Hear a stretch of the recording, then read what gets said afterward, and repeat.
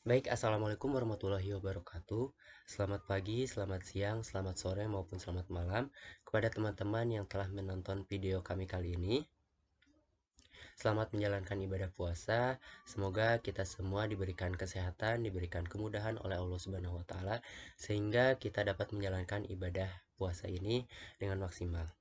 Sebelumnya, saya mengucapkan terima kasih banyak kepada yang terhormat Bapak Yana Cahya Kirana MPD selaku dosen mata kuliah Matematika Diskrit yang telah memberikan kesempatan kepada kelompok kami untuk menyampaikan materi pada kesempatan kali ini.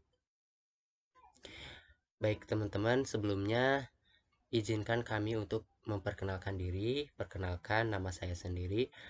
Nama saya Angga Septiana dengan NIM 41200533 dan rekan saya Muhammad Farhan Tolha Hidayat dengan NIM 41200550. Di sini kami dari kelas TIA semester 4 program studi Teknik Informatika STIMIK IKMI Cirebon. Langsung saja kita ke materi. Nah, lalu apa saja sih materi yang akan kami sampaikan pada kesempatan kali ini? Yaitu yang pertama ada definisi pohon, yang kedua ada sifat-sifat pohon, yang ketiga ada pewarnaan pohon, yang keempat ada pohon merentang, yang kelima ada pohon berakar, terminologi pada pohon berakar, dan pohon berakar terurut. Nah, langsung saja ya, kita ke definisi pohon. Pohon adalah graf tak berarah terhubung yang tidak memiliki sirkuit atau cycle. Jadi, pohon ini merupakan lanjutan dari materi graf kemarin. Lalu apa sirkuit itu? Sirkuit adalah lintasan yang berawal dan berakhir pada simpul yang sama. Nah, di sini ada beberapa 4 contoh ya. Kita ke gambar pertama ini. Ini disebut dengan pohon ya. Karena apa? Karena ini memiliki syarat yang sesuai dengan definisi pohon tadi, yaitu graf yang tak berarah, yang saling terhubung. Nah, seperti ini terhubung, yang tidak memiliki sirkuit ya. Gambar ini merupakan pohon karena memiliki syarat sebagai pohon. Nah, yang kedua pohon juga, gambar kedua pohon karena ini saling terhubung ya. Nah, contohnya kita mau menghubungkan dari A ke D itu bisa melalui F dulu, lintasan F dulu, A ke F dulu, baru ke D gitu. Dari B juga bisa ke C.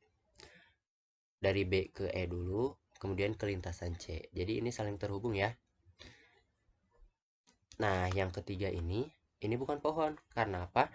Karena ini memiliki sirkuit. Sirkuit ini adalah lintasan yang berawal dan berakhir pada simpul yang sama. Nah, ini contohnya. ADF. Ini ada garis tambahan. Ini akan membentuk sirkuit ya. Contohnya ketika kita melewati lintasan A ke D, kemudian dari D ke F, maka akan balik lagi ke A. Nah, ini tidak boleh ya. Ini namanya sirkuit. Jadi, gambar yang ketiga ini tidak memiliki syarat sebagai pohon karena memiliki sirkuit. Nah, sementara gambar yang keempat ini juga bukan merupakan gambar pohon. Karena apa? Karena dia tidak terhubung ya. Nah, ini seperti gambar yang kedua, tapi ini tidak terhubung antara dari A ke B itu tidak terhubung, harusnya saling terhubung ya.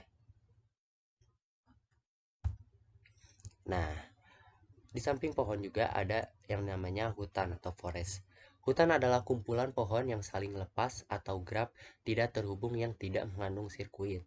Jadi, hutan ini merupakan kumpulan pohon yang tidak memiliki sirkuit, yang saling berlepasan gitu pohonnya. Nah, di dalam gambar ini merupakan hutan yang terdiri dari 3 buah pohon. Pohon 1, pohon 2, dan pohon 3. Seperti itu ya. Ini pohon-pohon ini juga tidak memiliki sirkuit. Nah, kemudian ada sifat-sifat pohon. Saya mengambil contoh satu pohon ya. Dengan lingkaran ini dinamakan simpul dan yang panjang ini dinamakan sisi. Kita menuju ke sifat pohon yang pertama. Setiap pasang simpul dalam pohon terhubung dengan lintasan tunggal. Artinya setiap simpul pada pohon harus terhubung dan hanya boleh dihubungkan satu sisi. Contohnya ini ya. Nah, ini terhubung satu lintasan ya. Nah, tidak boleh lebih dari satu lintasan, dari ini ke sini, dari ini ke sini. Lanjut ke kedua, pohon terhubung dan memiliki M sama dengan N dikurangi 1. Dengan M jumlah sisi atau panjang ini dan N jumlah simpul. Jadi yang merupakan pohon itu artinya garisnya itu merupakan simpul dikurangi 1. Contohnya ini ya. Ini simpulnya ada berapa? 1, 2, 3, 4, 5, 6. Otomatis 6 harus dikurangi 1 ya. Jadi 5. Artinya pohon ini harus memiliki 5 buah sisi. 5 sisi ya. Kita hitung 1, 2, 3, 4, 5. Nah, ini memenuhi syarat ya. Kemudian yang ketiga, pohon tidak boleh mengandung sirkuit. Jelas ya. Tadi dijelaskan pada definisi pertama, definisi pohon itu tidak boleh mengandung sirkuit. Artinya tidak boleh mengandung lintasan yang berawal dan berakhir pada simpul yang sama. Contohnya ini nih. Kalau kita ditambahin satu seperti ini akan membentuk satu sirkuit. Itu tidak boleh ya. Nah, yang keempat, pohon tidak mengandung sirkuit dan penambahan satu sisi pada pohon akan membuat satu sirkuit. Nah, jadi seperti tadi, ketika kita menambahkan satu sisi, itu akan membentuk suatu sirkuit. Dan apabila jumlah simpul dan jumlah sisi sama besarnya, itu tidak boleh ya, karena itu akan mengandung sirkuit. Kemudian yang kelima, pohon terhubung dan semua sisinya adalah jembatan. Jembatan adalah sisi yang apabila sisinya dihapus menyebabkan graf terpecah menjadi dua komponen. Jadi, nah ketika ada pohon ini ya, nah pohon ini ketika dipecah, contohnya seperti ini akan membentuk graf terpecah gitu. Apabila sisinya dihapus satu, maka akan menyebabkan graf terpecah. Seperti itu. Lanjut contohnya ya. Sebuah pohon mempunyai 2N buah simpul berderajat 1, 3N buah simpul berderajat 2, dan N buah simpul berderajat 3. Kita kasih ciri 2N yang memiliki simpul berderajat 1, 3N yang berderajat 2, dan N berderajat 3. Tentukan banyaknya simpul dan sisi di dalam pohon itu. Kita ke penyelesaiannya. Menurut lemma jabat tangan, itu di dalam teori graf ya, jumlah derajat semua simpul di dalam graf adalah 2 kali jumlah sisi. Sehingga 2N dikali 1 ditambah 3N dikali 2 ditambah N dikali 3 sama dengan 2 jumlah sisi. Sama dengan 11N. 11N sama dengan 2 sisi ya. Ini. Kemudian M sama dengan N dikurangi 1, dengan M adalah jumlah sisi dan N jumlah simpul. Seperti tadi ya, M ini jumlah sisi dan N ini jumlah simpul. Sisi sama dengan 2N ditambah 3N ditambah N dikurangi 1 sama dengan 6N dikurangi 1 ya. Nah, 2N ditambah 3N 5N ditambah N 6N. 6N dikurangi 1. Maka 11N sama dengan 2 dikali 6N dikurangi 1. Karena kan menurut teori lemma jabat tangan, derajat semua simpul adalah 2 kali jumlah sisi. Ya, ini. 2 kali jumlah sisi. Jadi 2 dikali 2 lah gitu. 2 dikali 6N dikurangi 1. 6N dikurangi 1 ini kita lihat dari sini hasilnya. Maka hasilnya 12N dikurangi 2. N sama dengan 2. Maka jumlah simpulnya 6N. N ini kan sudah diketahui ya 2. Jadi 6 dikali 2 sama dengan 12. Nah, maka jumlah sisinya yaitu 6N dikurangi 1. Karena kan menurut kesifat pohon yang tadi, bahwa namanya jumlah sisi itu harus menghitungnya dengan 6n dikurangi 1 atau jumlah simpul dikurangi 1. Di sini 6n dikurangi 1, n-nya 2, 6 dikali 2 12 dikurangi 1, hasilnya 11.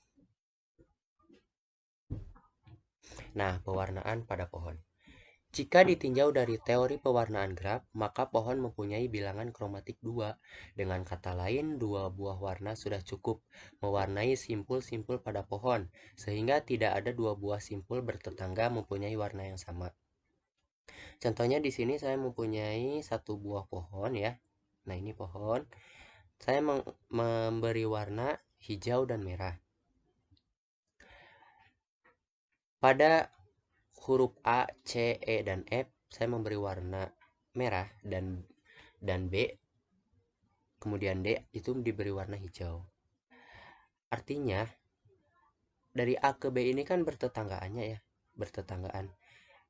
Jadi, tidak boleh sama gitu warnanya. Jadi, dari A ke B itu beda warna, kemudian dari A ke D juga beda warna, karena D-nya warna hijau. C, E, dan F ini juga bertetanggaan dengan D. Saling terhubung ya ke D. Nah, itu tidak boleh warnanya sama gitu, tidak boleh mempunyai warna sama. Nah, seperti ini. Jadi, sebuah pewarnaan pohon itu cukup gitu. 2 warna juga sudah cukup, minimal 2 warna gitu. Dengan kategori merah A, C, E, dan F, dan hijau B dan D. Nah, sini ada questions time.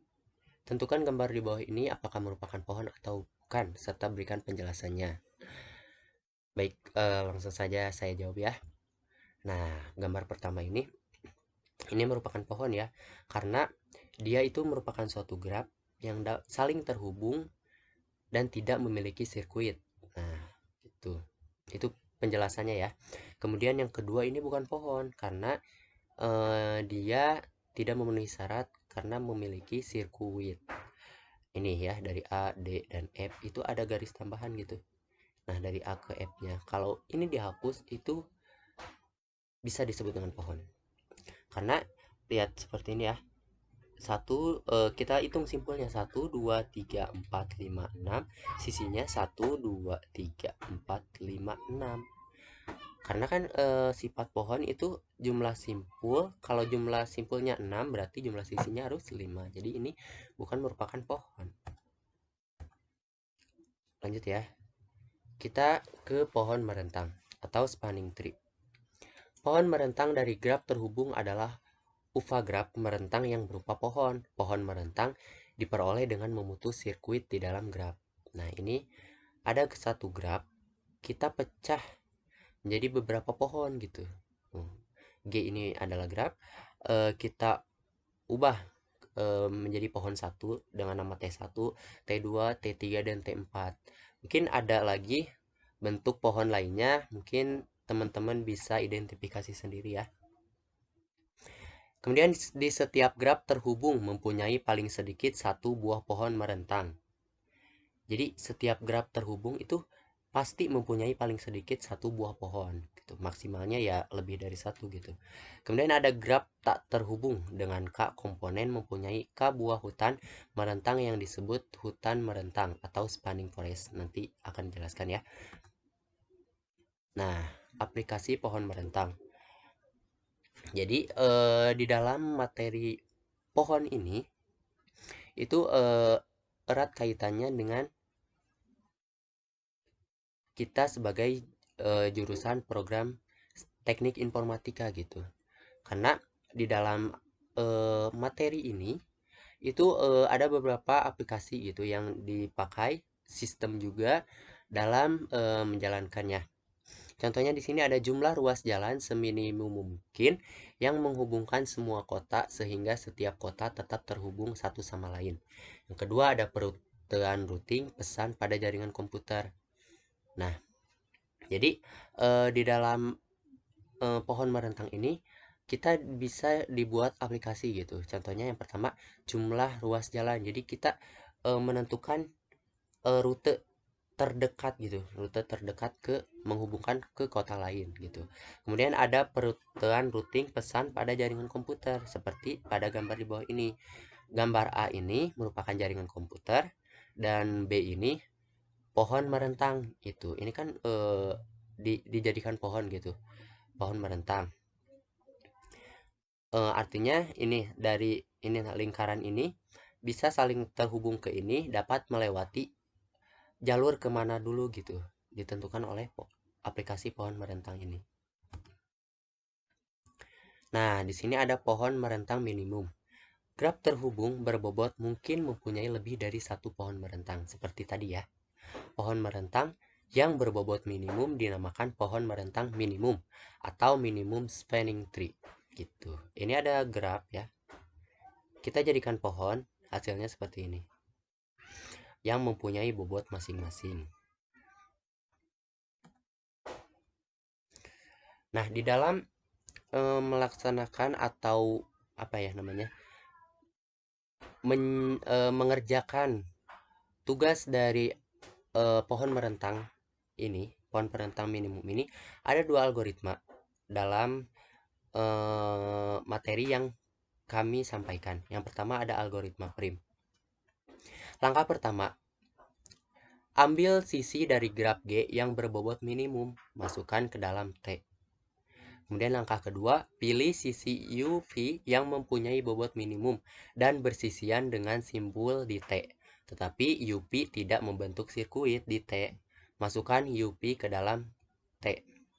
Kemudian ada langkah ketiga, ulangi langkah 2 sebanyak N dikurangi 2 kali. Langsung saja ini teorinya, kita ke ini. Ini merupakan algoritmanya ya, atau source code yang dipakai gitu kalau nanti diimplementasikan di dalam aplikasi. Ini ya codingannya seperti ini. Nah, kita lanjut ke contoh soalnya. Di sini ada satu buah ini ya, pohon merentang. Ini kita menentukan minimum spanning tree-nya dengan menggunakan metode algoritma prim. Seperti yang tadi dijelaskan, langsung saja. Yang pertama, langkah pertama, kita menentukan sisi yang memiliki bobot terkecil. Nah, ini. Dari ini, gambar ini, yang memiliki bobot terkecil yaitu 1 ke 2 ya, 10 tuh. Kalau yang lain kan 30, 20, 55.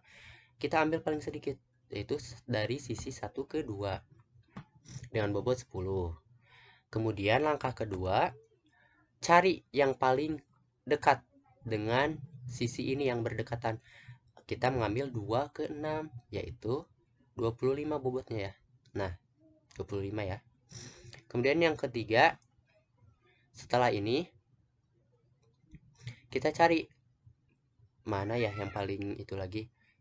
Nah, dari 6 ke 3, dari 3 ke 6. Ini kan mempunyai bobot 15 ya. Berdekatan juga. Nah, lihat. 15 ya. Kemudian ada 4 ke 6. Nah, ini nih. 4 mana 4 ke 6. Ini kan udah 3 ke 6, dekat ya, dari 4 ke 6 dengan bobot 20. Kemudian yang terakhir 3 ke 5. Setelah ini baru kita masukkan dari 3 ke 5 dengan jumlah bobot 35. Maka pohon merentang minimum yang dihasilkan yaitu 10 ditambah 25 ditambah 15 tambah 20 tambah 35 jadi 105. Nah, pohon merentang yang dihasilkan tidak selalu unik meskipun bobotnya tetap sama. Hal ini terjadi jika ada beberapa sisi yang akan dipilih berbobot sama. Contohnya seperti ini. Ini merupakan suatu graf. Kita akan memecahkan menjadi beberapa pohon merentang minimum. Menjadi 3 pohon ya. Jadi ketika dihitung, maka jumlah bobotnya akan sama. Nah, kita lihat ya. Kita hitung. Kita buktikan. 5 ditambah 4 9 ditambah 3 12 ditambah 2 14 ditambah 3 17 ditambah 4 21 tambah 2 23 kemudian tambah 4 27 ditambah 4 31 ditambah 3 34 dan ditambah 2 36. Ini juga kalian hitung, maka jumlahnya akan 36 sama ya. Nah, selanjutnya algoritma Kruskal akan dijelaskan oleh rekan saya yaitu Muhammad Farhan Tolha Hidayat. Kepadanya saya persilahkan. Baik, terima kasih Pak Angga. Perkenalkan, nama saya Muhammad Farhan Tolha Hidayat. Saya akan menjelaskan presentasi untuk yang berikutnya. Yang pertama adalah algoritma Kruskal. Langkah kosong, sisi-sisi dari graf sudah diurut menaik berdasarkan bobotnya. Dari bobot yang kecil sampai yang kebesar. Jadi sudah berurutan. Langkah pertama, T masih kosong kan. Lalu langkah kedua, pilih sisi titik U dan V dengan bobot minimum yang tidak membentuk sirkuit di T. Lalu tambahkan U dan V ke dalam T. Langkah ketiga, ulangi langkah 2 sebanyak N per 1 kali. Ini adalah contoh skripnya. Prosedur Kruskal, input G, graf, output T, pohon. Membentuk pohon berentang minimum T dari graf terhubung berbobot G. Masukan atau inputnya adalah graf berbobot terhubung G sama dengan dalam kurung koordinat V dan E, dengan slash V slash sama dengan N.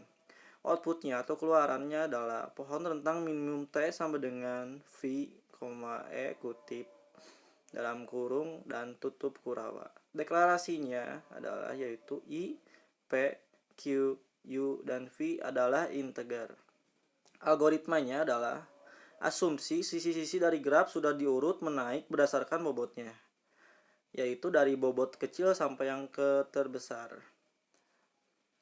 Ini adalah contoh skripnya, while jumlah sisi T. Bisa dilihat. Oke.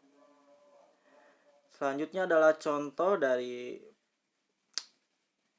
algoritma Kruskal atau yang telah tadi kita masukkan. Ini.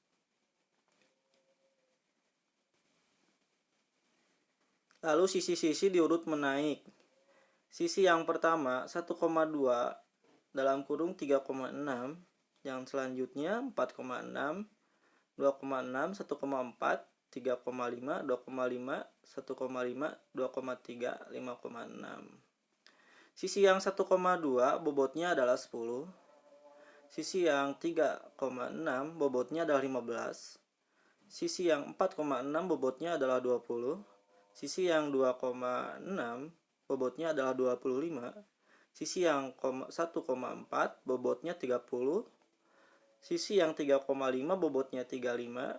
Sisi yang 2,5 bobotnya 40. Sisi yang 1,5 bobotnya adalah 45. Ini adalah gambaran dari penyembelahan kita.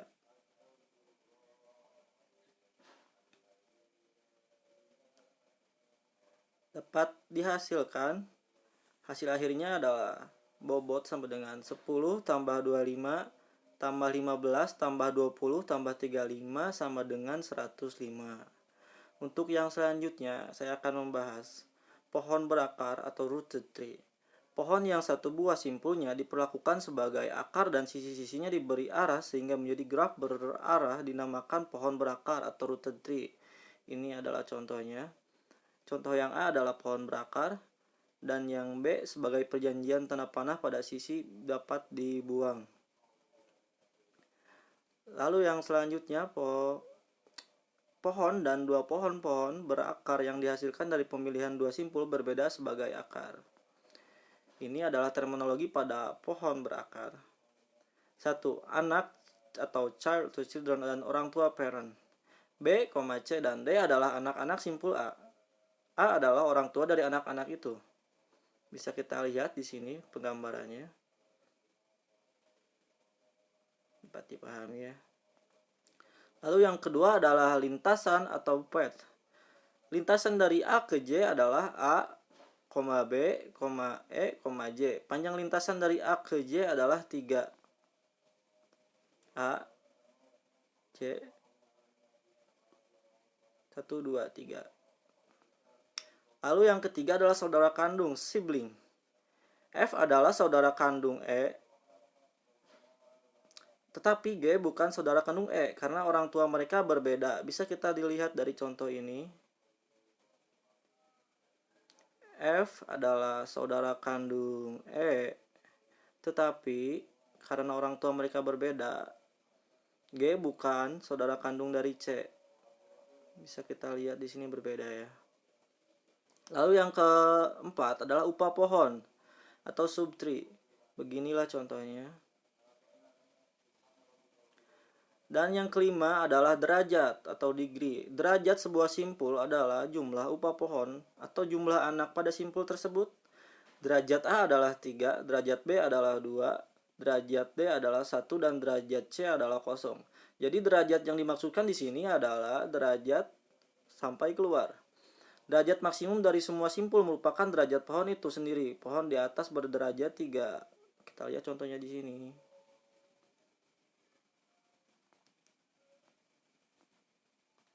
Yang keenam adalah daun. Simpul yang berderajat 0 atau tidak mempunyai anak disebut daun. Simpul H, I, J, F, C, dan L, dan M adalah daun. Dan yang ketujuh simpul daun atau internal nodes. Simpul yang mempunyai anak disebut simpul dalam. Simpul B, D, E, G, dan K adalah simpul dalam. Yang nomor 8 adalah aras, level atau tingkat.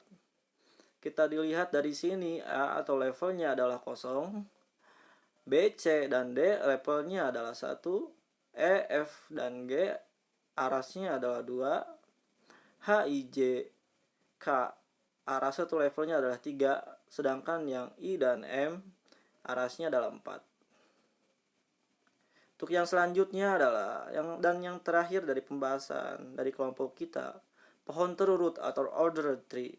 Pohon berakar yang urutan anak-anaknya penting disebut terurut atau ordered tree. Kita dilihat dari gambar berikut. A dan B adalah dua pohon terurut yang berbeda. Lihat. A dan B adalah pohon yang terurut tapi berbeda. Baik, begitulah pembahasan dari yang bisa saya sampaikan. Terima kasih, mohon maaf atas segala kekurangan dan kelebihannya. Mohon dimaklumi. Saya tutup, sekian dan terima kasih. Wassalamualaikum warahmatullahi wabarakatuh.